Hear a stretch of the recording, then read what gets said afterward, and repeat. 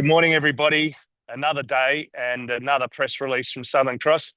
Here I'm coming to you from the chilly day here in Kalgoorlie. I'm at Diggers and Dealers, so we're recording on our way back to the conference. Diggers and Dealers is the premier mining event here in Australia, and Southern Cross is well represented. Nick Mead and myself are here, and we're giving a presentation, one of the only 59 companies globally to present at Diggers this year. So very, very happy to be amongst our people here in the gold centre of Australia. So what have we got here today? We've got new results from the second stage of our metallurgical test work that we've been working on over the last year.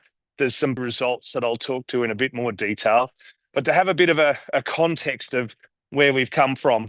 In January last year, we put out our CITA tests, which were literally, 5 to 10 kilos of material.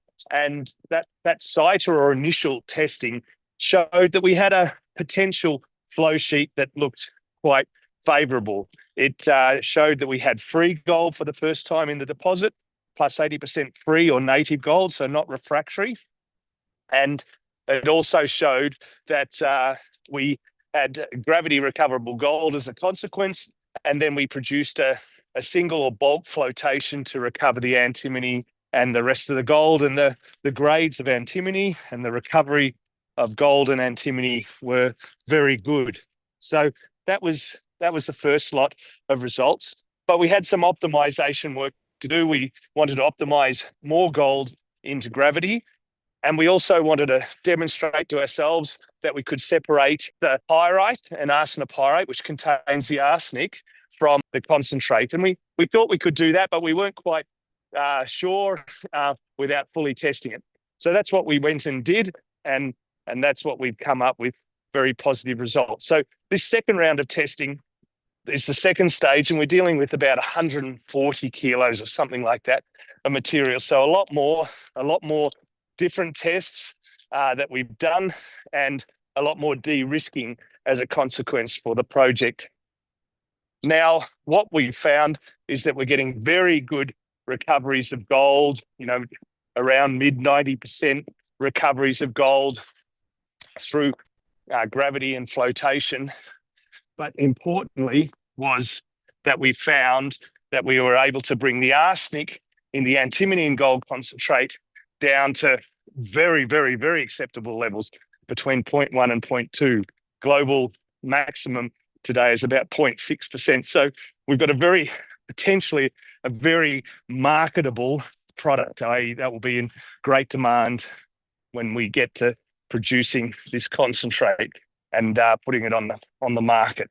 So a great result to be able to separate the arsenic from the antimony concentrate. So we're going to end up with 3 products, it looks like, which is the gravity gold. Then we're going to end up with an antimony gold concentrate, and then a pyrite gold concentrate, which will have more than 80% free gold, so it will be leachable. So payabilities of the total gold will be great. We'll have a very good antimony gold marketable concentrate to go and do much more detailed work around this block cycle test work, so replicate the real world flow sheet, amongst many other things. Always maximizing the gold into gravity is our aim also, and we've been able to do a bit more work. We do have one sample that we didn't report here, which was from the deeper parts of the system, because we haven't got the full results back from that yet. We'll be doing that shortly. That was one of the high-grade 20-gram samples from the base of Rising Sun. So that's just crossing the road here, making sure that I stay alive while recording. So the very next stage of work will be ongoing, but what we can take from this is that we have a very robust flow sheet to produce marketable and valuable commodities from this wonderful project. So further de-risking for Sunday Creek. So what we've been able to do when I say we've created a much more marketable product is that we've been able to create a very clean and high purity concentrate. We're getting good recoveries of our metals into the concentrate, but it's a concentrate that doesn't have any of the nasty elements that some of our peers perhaps could. So the smelters will want this concentrate to help blend and keep their environmental footprint low. So what they're producing out the back end is just the metals that we're after, in this case, antimony and gold, and nothing more. And that's what we've been able to do. So at every point, we've de-risking this project. We're drilling it more. We're adding to the knowledge of the resource. We know we've got a very high-grade project. It's one of the few multi-million ounce potential deposits at around that 10 grams in a tier 1 jurisdiction.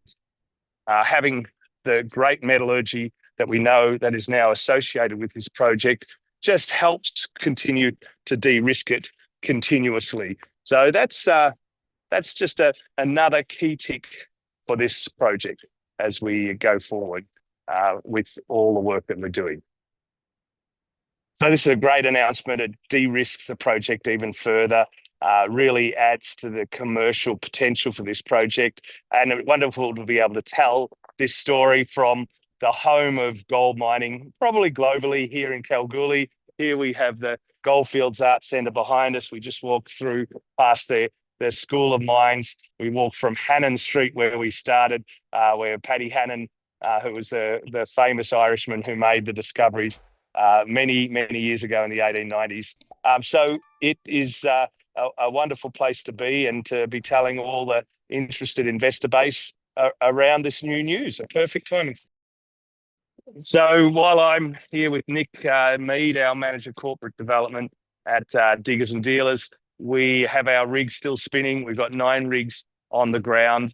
On this Wednesday, 2:15, I'll be presenting here, like I said, one of the 59 companies presenting at this prestigious event, Diggers and Dealers, in the home of gold mining. So thanks again for listening. Onwards and upwards for Sunday Creek.